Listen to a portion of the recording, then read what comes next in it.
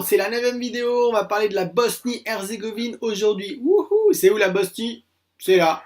Voilà, il y a un petit bout de côte adriatique, tout petit. La Bosnie, ça a été pour moi l'un des moments les plus émouvants de mon trip vélo. Les plus émouvants, pourquoi? Parce que j'ai absolument voulu aller à Mostar et à Sarajevo, des villes qui ont été énormément touchées par la guerre d'ex-Yougoslavie, le conflit serbo-croate. Et j'ai fait la connaissance de Jika, qui m'a expliqué comment ils avaient vécu cette guerre. Lui, il avait à peine 17 ans.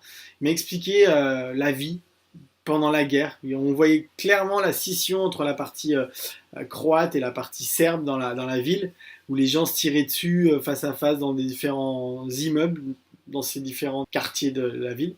Il m'expliquait comment les gens se cloîtraient chez eux la journée pour pas se faire tuer, comment ils protégeaient les vitres de morceaux de bois, comment ils allaient à la rivière pour chercher de l'eau. Il nous expliquait également qu'à 17 ans, il s'est fait tirer dessus en allant chercher de l'eau pour sa famille, la nuit tombée. Et je me suis dit à ce moment-là, c'est dingue, j'avais pas du tout conscience que cette guerre, elle était si proche en termes de date, puisque c'était quand même entre 92 et 95, donc c'est pas si vieux que ça. Et puis en termes géographiques, les Balkans, c'est hyper proche de la France.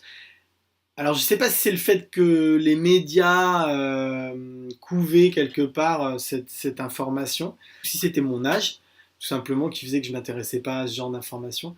J'avais quand même l'impression qu'on était très éloigné de cette guerre et que c'était pas la nôtre, mais que surtout il fallait pas agir.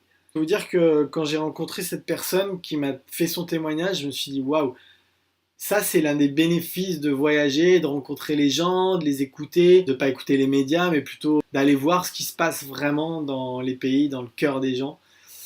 Voilà, c'était mon témoignage de la Bosnie. Demain, ce sera l'Albanie. Poup, poup, poup, poup, poup, poup. Mon coup de cœur vélo, l'Albanie, j'ai adoré. Alors, on se retrouve demain.